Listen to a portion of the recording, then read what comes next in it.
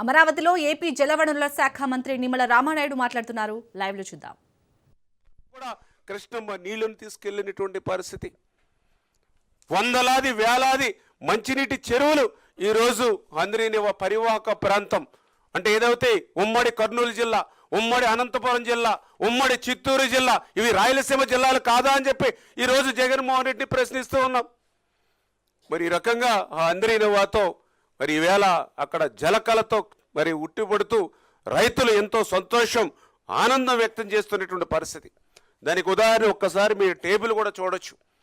ఆ రోజు 1924 మరి ఆ రోజు జగన్మోహన్ రెడ్డి హయాంలో 5 సంవత్సరాల అందరినవాకు ఎంత అంటే వీళ్ళు 514 కోట్ల రూపాయలు. 5 సంవత్సరాలు నీకు అవకాశం ఇస్తే 514.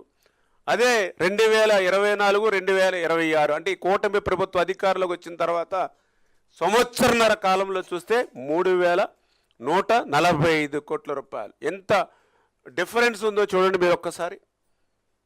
మరి ఏదైతే ఎక్కడ 5 సంవత్సరాలకి 514 కోట్ల రూపాయలు, మరి ఎక్కడ మరి ఈ యొక్క 3145 కోట్లు, ఇది 1.5 year, అది 5 years.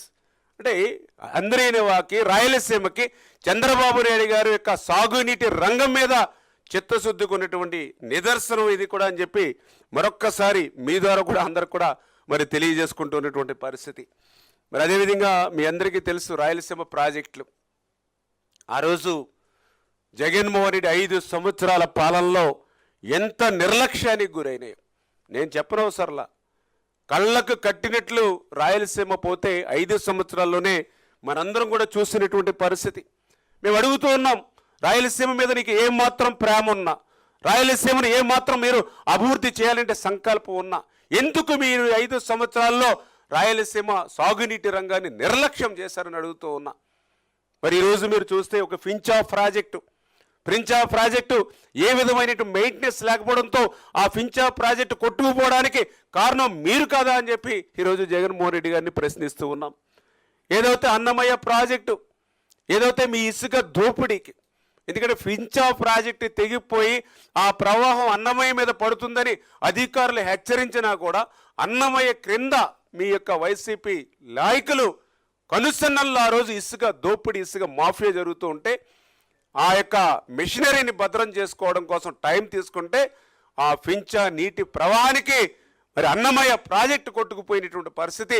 ఊళ్ళు ఖాళీ అయిపోతే 39 మంది ఆ యొక్క అన్నమయ్య ప్రాజెక్టు కొట్టుకుపోయి చనిపోతే నువ్వు కనీసం ముఖ్యమంత్రిగా ఉన్నావు, అధికారంలో ఉన్నావు, వెళ్ళి పలకరించినటువంటి పాపాన ఉందా అని అడుగుతూ ఉన్నాం. ఒక ప్రాజెక్టే కొట్టుకుపోయి 39 మంది చనిపోతే కనీసం ఆ రాయలసీమ బిడ్డల్ని పలకరించి ధైర్యం చెప్పేటువంటి పరిస్థితి కూడా లేనిటువంటి మీరు ఈరోజు రాయలసీమ గురించి ఏ ముఖం పెట్టుకుని మాట్లాడతారని చెప్పి ఈరోజు జగన్మోహన్ రెడ్డిని అడుగుతూ ఉన్నాం. ఆ రోజు చంద్రబాబు నాయుడు గారు ముఖ్యమంత్రిగా లేరు, అధికారంలో లేరు, అయినా సరే చంద్రబాబు నాయుడు గారు అక్కడ అన్నమయ్య ఆ యొక్క కొట్టుకుపోయినటువంటి ప్రాంతం గ్రామాల్లో ఊరు తిరిగి ధైర్యం ఇచ్చారు ఆ రోజు ప్రతిపక్ష నాయకుడిగా చంద్రబాబు నాయుడు గారు. అది రాయలసీమ ప్రజలన్నా చంద్రబాబు నాయుడు గారికి కూటమి ప్రభుత్వానికి ఉన్నటువంటి ప్రేమకు అది నిదర్శనం.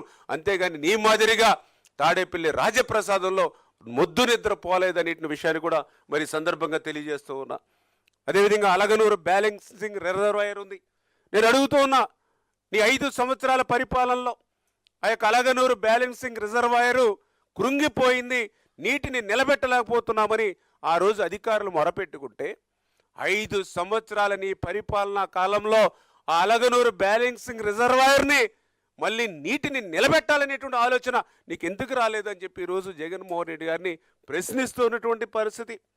మళ్ళీ ఈరోజు కూటమి ప్రభుత్వం వచ్చిన తర్వాత మళ్ళీ ఈ యొక్క అలగనూరు బ్యాలెన్సింగ్ రిజర్వాయర్కి మళ్ళీ ఈరోజు మేము మళ్ళీ దానికి ఎస్టిమేషన్ వేసి ఈరోజు శాంక్షన్ ఇచ్చేటువంటి ప్రక్రియకు ఈరోజు కూటమి ప్రభుత్వం శ్రీకారం చుట్టింది. అదేవిధంగా మీ అందరికీ తెలుసు గోరకల్లు రిజర్వాయర్ అంటే ఈవేళ గాలేరు నగరికి జిఎన్ఎస్ఎస్కి ఆయువు పట్టు గోరకల్లులో నీటిని రిజర్వ్ చేయగలిగితేనే అవుకుకి నీరు పోతుంది, అవుకుకి నీరు పోతేనే గండికోటకి నీరు పోతుంది, గండికోటకి నీరు పోతేనే చిత్రావతికి నీరు పోతుంది, పైడివాళ్ళ పైనకి నీళ్ళు పోతుంది.